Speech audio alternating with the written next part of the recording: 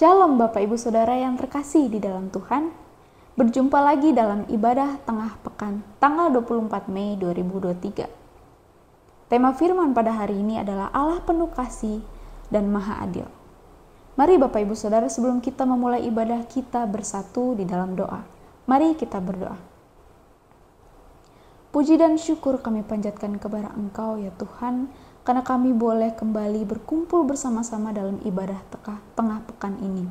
Sekalipun Tuhan ini melalui online, tapi tidak membatasi kami untuk dapat menyembah dan beribadah kepada Engkau. Kiranya Roh Kudus-Mu menyertai kami dari awal hingga akhirnya Tuhan, supaya kami dapat berfokus hanya kepada Engkau saja. Di dalam nama Tuhan Yesus Kristus kami berdoa. Amin. Bapak Ibu Saudara, mari kita mengangkat pujian Tangan Tuhan.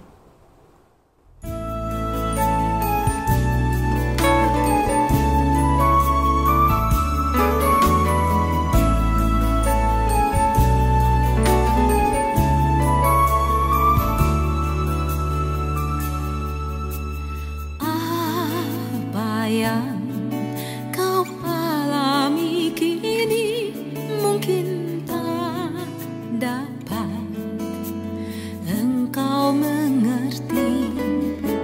Satu hal tanamkan di hati, indah semua yang Tuhan beri. Tuhanmu tak akan memberi ular beracun pada yang minta roti.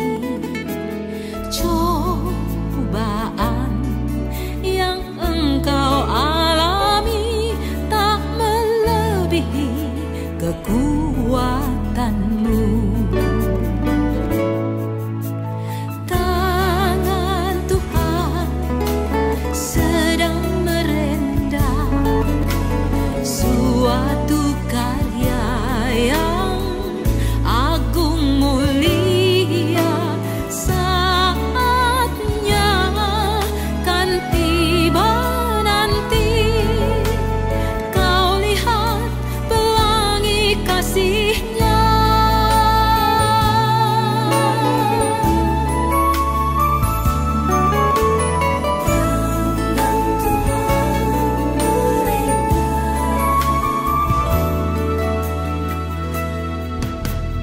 Tuhanmu tak akan memberi ular beracun pada yang minta roti. Cobaan yang engkau alami tak melebihi kekuatanmu. Tangan Tuhan sedang merendah suatu karya yang agung mulia. Saatnya kan tiba nanti, kau lihat pelangi kasih-Nya. Tangan Tuhan sedang merendah suatu karya yang agung mulia. Saatnya kan tiba nanti, kau lihat pelangi kasih-Nya. Kau lihat pelangi kasih-Nya. Kau lihat pelangi kasih-Nya.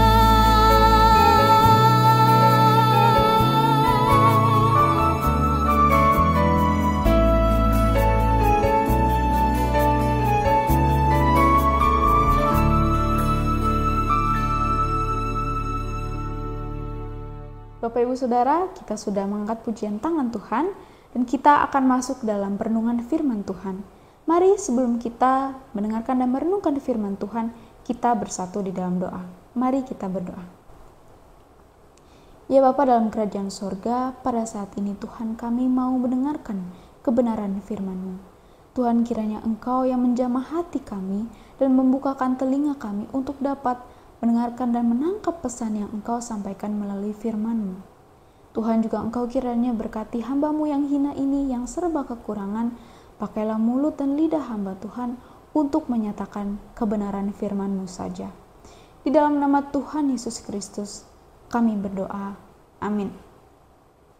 Bapak Ibu Saudara, firman Tuhan kita pada hari ini terambil dari Ulangan 32 ayatnya yang ke-39 hingga ayatnya yang ke-43.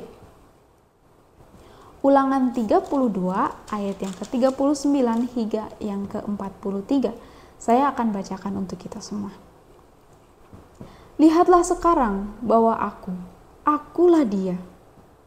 Tidak ada Allah kecuali Aku. Akulah yang mematikan dan yang menghidupkan.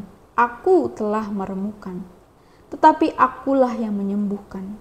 Dan seorang pun tidak ada yang dapat melepaskan dari tanganku. Sesungguhnya Aku mengangkat tanganku ke langit dan berfirman, demi Aku yang hidup selama-lamanya, apabila Aku mengasah pedangku yang berkilat-kilat, dan tanganku memegang penghukuman, maka Aku membalas dendam kepada lawanku dan mengadakan pembalasan kepada yang membenci Aku. Aku akan memabukkan anak panahku dengan darah, dan pedangku akan memakan daging. Darah orang-orang yang mati tertikam dan orang-orang yang tertawan dari kepala-kepala musuh yang berambut panjang. Bersorak-soraklah, hai bangsa-bangsa, karena umatnya, sebab Ia membalaskan darah hamba-hambanya, Ia membalas dendam kepada lawannya, dan mengadakan pendamaian bagi tanah umatnya. Demikian jauh pembacaan firman Tuhan. Hidup ini tidak adil. Saya yakin Bapak Ibu Saudara seringkali mendengar kalimat ini. Mungkin terlontarkan dari Bapak Ibu Saudara sendiri, atau mungkin kerabat dekat, keluarga dekat. Kita tidak jarang mendengarkan kalimat hidup ini tidak adil. Semakin kita banyak bergelut dengan dunia, semakin kita menyadari bahwa hidup memang sungguh tidak adil. Kalau kita melihat berita di televisi, di sosial media, banyak sekali isu-isu yang berkaitan tentang keadilan, yang kadang-kadang tidak lagi mengedepankan kebenaran, bahkan berat sebelah, dan justru lebih banyak menimbulkan penderitaan di mana-mana. Bapak Ibu Saudara, selain dunia ini tidak adil, ditambah lagi dunia semakin hari semakin banyak timbul begitu banyak variasi penderitaan yang dirasakan oleh kita. Dan yang lebih menyakitkan adalah fakta bahwa ketidakadilan dunia ini justru lebih terasa dalam status kita sebagai orang percaya. Perikop yang kita baca barusan merupakan nyanyian Musa yang berceritakan tentang bangsa Israel dan karya Allah yang selama ini mengiringi hidup bangsa Israel. Bapak Ibu Saudara tentu seringkali mendengar kisah tentang bangsa Israel yang keluar dari Mesir, dan selama perjalanan itu seringkali bangsa Israel berkali-kali berbalik daripada Allah. Mereka adalah bangsa yang tegar tengkuk, bangsa yang seringkali meninggalkan Allah untuk datang kepada Allah-Allah yang lain. Nyanyian ini bukanlah sebuah nyanyian biasa yang disenandungkan oleh Musa. Akan tetapi berisikan tentang peringatan kepada Israel yang tegar tengkuk ini dan seringkali tidak menaati perintah Allah. Begitu disayangkan ya Bapak Ibu Saudara, padahal bangsa Israel itu kalau kita lihat seringkali mendapatkan firman dari Allah secara langsung melalui Musa. Tapi juga sekalipun demikian bangsa Israel tetap berbuat dosa, berbalik lagi daripada Tuhan, memberontak lagi dan melawan lagi Tuhan. Nah, Bapak Ibu Saudara, perikop ini pertama-tama dibuka tentang penggambaran pribadi Allah yang mulia, yang begitu penuh kasih, yang sering kali menyertai bangsa Israel. Namun kontras dengan sifat bangsa Israel yang justru begitu buruk. Musa berkali-kali mengingatkan dalam nyanyian ini tentang semua yang telah Allah lakukan bagi hidup orang Israel. Dan berkali-kali juga Musa menggambarkan tentang kebebalan dari bangsa Israel. Bapak Ibu Saudara, seringkali kita melihat, mungkin di dalam perjanjian lama kita sering membaca bagaimana bangsa Israel yang keluar dari Mesir itu selama perjalanannya 40 tahun di padang gurun, malah seringkali mengingat ketika mereka sedang di Mesir. Mereka seringkali mengingat tentang kenikmatan-kenikmatan yang ditawarkan ketika mereka di Mesir, sekalipun status mereka sedang merupakan hamba, begitu ya, budak dari orang-orang Mesir. Bangsa Israel lebih memilih untuk meninggalkan Allah dan malah mencari Allah-Allah yang lain, yang seolah-olah dapat memenuhi apa yang bangsa Israel inginkan. Tetapi yang menjadi masalah, Bapak Ibu Saudara, keinginan bangsa Israel ini bukanlah keinginan-keinginan yang sifatnya rohani. Akan tetapi sebuah keinginan yang bersifat duniawi, yang dapat memuaskan hasrat kedagingan mereka. Dan bukannya keinginan rohani yang dapat memperbaiki relasi bangsa Israel dengan Tuhan. Kita tentu akan langsung berpikir, wah, dengan demikian bangsa Israel sangat-sangat pantas ya untuk mendapatkan hukuman. Sehingga pada bagian akhir Musa melontarkan nubuat tentang adanya penghakiman-penghakiman dari Allah yang akan menimpa bangsa Israel. Israel yang tegar tengkuk itu akan menerima hukuman daripada Allah, akan menerima cambuk yang berasal daripada Allah. Dan penghakiman atau hukuman atau cambuk yang Allah berikan itu adalah ketika bangsa Israel diserahkan kepada bangsa-bangsa lain yang kemudian akan menghancurkan mereka, yang akan memporak-porandakan mereka. Kemudian membawa bangsa Israel ini menjadi menyesal dan menyadari bahwa hukuman yang menimpa mereka tersebut merupakan cambuk yang Allah berikan. Akan tetapi Bapak Ibu Saudara, yang menarik adalah pada bagian akhir, Allah justru memberikan sebuah janji yang manis dan yang indah, yaitu pemulihan dari keadaan bangsa Israel setelah hukuman yang ditimpakan kepada mereka. Yakni sebuah restorasi keadaan bangsa Israel. Mereka akan dipulihkan oleh belas kasihan Allah. Dan lebih dari itu Bapak Ibu Saudara, Allah menawarkan sebuah keadilan bagi bangsa Israel, yaitu memberikan pembalasan bagi bangsa-bangsa lain. Bapak Ibu Saudara, mungkin ketika kita pada saat itu berada bersama-sama dengan bangsa Israel, begitu ya, dengan keadaan bangsa Israel yang sedang dijajah oleh bangsa lain, yang sedang hancur dan porak-poranda oleh sebab bangsa lain. Kita mungkin bertanya-tanya, di manakah Tuhan, di manakah keadilan itu? Dan kenapa Tuhan membiarkan ini terjadi? Seolah-olah tidak ada harapan. Tetapi justru ketika nampak seperti tidak ada harapan bagi bangsa Israel yang sedang menjalankan hukuman ini, Allah kemudian hadir membawa kemenangan kepada mereka. Allah yang berbelas kasihan kepada mereka menyelamatkan dan membebaskan mereka dari cengkraman musuh-musuh bangsa Israel. Mungkin sebelumnya kalau Allah menyerahkan mereka kepada bangsa-bangsa lain, kemudian Allah mengambil bangsa Israel itu, menyelamatkan bangsa-bangsa Israel itu, dan kemudian bangsa-bangsa lain yang mungkin merasa angkuh, merasa bahwa penderitaan bangsa Israel itu ditimbulkan oleh mereka, kemudian Allah timpakan hukuman kepada mereka. Allah adalah Allah yang maha adil, sekaligus penuh kasih. Nah Bapak Ibu Saudara, keadaan bangsa Israel tidak jauh berbeda dengan keadaan kita saat ini tentunya. Oleh karena kita adalah manusia yang sama-sama berdosa. Kita adalah manusia yang sama seperti bangsa Israel, seringkali lebih memilih kenikmatan yang dunia tawarkan. Sekalipun kita tahu kenikmatan itu adalah kenikmatan yang semu, yang sia-sia belaka, tetapi sebagai kita manusia yang berdosa, yang cenderung lebih menyukai dosa daripada menaati perintah Tuhan, kita tetap memilih dosa itu. Kita mengutamakan nafsu daging yang pada akhirnya secara tidak sadar menyebabkan relasi antara kita dan Tuhan itu semakin renggang. Kita terkadang lupa bahwa Tuhan kita adalah Tuhan yang hidup, yang seringkali cemburu apabila kita berpaling sedikit saja daripada Tuhan. Bapak Ibu Saudara, memang kita tidak lagi dalam keadaan seperti bangsa Israel yang perlu mengalami kehancuran atau porak-poranda dan diserahkan kepada bangsa-bangsa lain untuk dijajah, ditindas, dan lain sebagainya. Yang menyebabkan begitu banyak korban jiwa berjatuhan. Tidak Bapak Ibu Saudara, akan tetapi Allah yang terdahulu tetaplah Allah yang saat ini. Allah yang sekarang, yang tetap memberikan hukuman kepada umat yang Ia kasihi.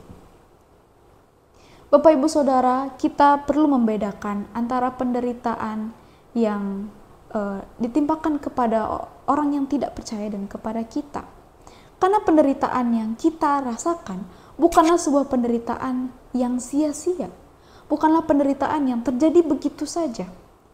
Tapi dalam hal ini berarti bahwa terkadang Allah membiarkan kita merasakan penderitaan-penderitaan di dalam hidup kita.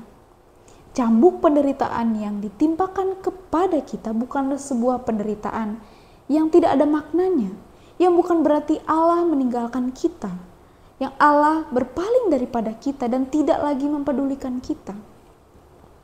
Tetapi melalui setiap penderitaan yang kita alami, Tuhan mau mendidik kita untuk semakin bertumbuh dan menyesali setiap kesalahan yang kita perbuat. Dalam Ibrani 12 ayat 6 dikatakan, Tuhan menghajar orang yang dikasihinya dan Ia menyesah orang yang diakuinya sebagai anak. Bapak Ibu Saudara, kita bersyukur karena kita memiliki Allah seperti Bapa yang ada dalam sorga dan kita adalah anak-anak Allah. Kita disebut dengan anak-anak Allah yang merasakan segala kasih yang Tuhan berikan, yang Allah berikan kepada kita. Tapi kita juga jangan lupa kalau Allah adalah Bapa yang memberikan didikan kepada kita sebagai anak-anaknya. Tentu Bapa yang baik akan memberikan didikan, sekalipun itu adalah didikan yang keras, supaya kita dapat belajar, supaya kita tidak lagi berbuat kesalahan yang telah kita lakukan. Allah kita adalah Allah yang maha adil, yang tetap memberikan kita sebuah ganjaran yang memang patut kita rasakan sebagai orang berdosa. Akan tetapi Bapak Ibu Saudara, kita perlu ingat bahwa dalam waktu yang bersamaan Allah kita adalah Allah yang penuh dengan kasih. Penderitaan-penderitaan yang kita rasakan oleh akibat kesalahan kita sendiri melalui hukuman yang ditimpakannya kepada kita merupakan bentuk kasih-Nya kepada kita. Selama kita masih menerima hukuman-hukuman dari Allah saat ini, artinya Allah masih mengasihi kita. Bapak Ibu Saudara, Allah yang mencambuk kita dengan keras untuk memberikan kita didikan, juga adalah Allah yang membukakan tangannya untuk menerima kita apabila kita mau bertobat dan berbalik kepadanya. Sekalipun Allah adalah Allah yang mungkin kesannya adalah Allah yang keras, yang memberikan hukuman yang tegas begitu ya, hukuman yang berat bagi kita, tapi Allah tidak akan pernah meninggalkan kita. Allah dengan tangan yang keras mencambuk kita, juga Allah dengan tangan yang sangat lembut meraih kita, menggenggam tangan kita apabila kita berseru kepadanya, memohon ampunannya, memohon belas kasihannya. Maka dari itu Bapak Ibu Saudara, marilah kita menyadari bahwa Allah adalah Allah yang maha adil, yang tetap memberikan hukuman kepada kita apabila kita melakukan kesalahan, melakukan dosa. Tetapi secara bersamaan Allah adalah Allah yang penuh kasih, yang tetap mau menerima kita apabila kita mau bertobat dan berbalik kepadanya. Demikian firman Tuhan pada hari ini. Mari kita bersatu di dalam doa. Bapa di dalam kerajaan surga, kami bersyukur Tuhan kalau kami memiliki Allah seperti Engkau yang hidup, yang cemburu namun juga yang tetap mengasihi kami. Kami bersyukur apabila setiap mungkin penderitaan yang kita alami pada saat ini bukanlah sebuah penderitaan yang sia-sia Tuhan, tapi penderitaan yang berasal daripadamu yang mau mendidik kami untuk semakin bertumbuh dan semakin mengasihi Engkau. Tolonglah kami Tuhan untuk mengerti setiap ajaran-Mu, setiap rancangan-Mu, dan tolonglah kami untuk dapat senantiasa berbalik kepada Engkau setiap kali kami berpaling daripada Engkau. Tolonglah kami ya Tuhan, tuntunlah langkah kami, tuntunlah jalan-jalan kami, dan kiranya janganlah Engkau melepaskan genggaman tangan-Mu daripada kami. Sebab kami ini adalah manusia yang berdosa, yang seringkali tersesat oleh diri kami sendiri. Tapi Engkau adalah Allah yang hidup, yang selalu senantiasa menarik kami kembali dalam kasih-Mu. Terpujilah Engkau ya Tuhan, di dalam nama Tuhan Yesus Kristus, Tuhan dan Juru Selamat kami yang hidup, kami berdoa. Amin.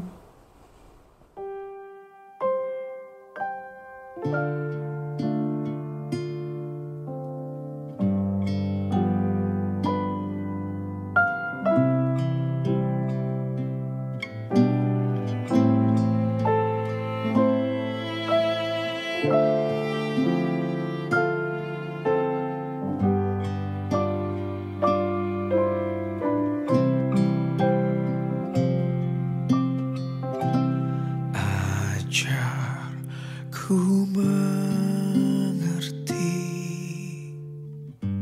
segala rencanamu, ajar ku berserah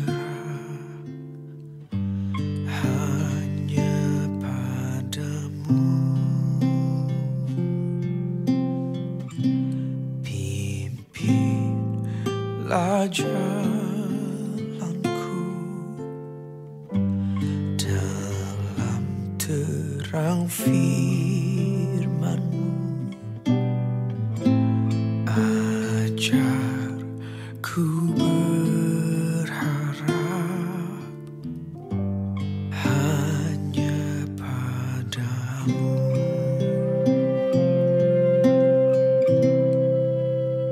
Bapakku, ajaib segala rancangan-Mu,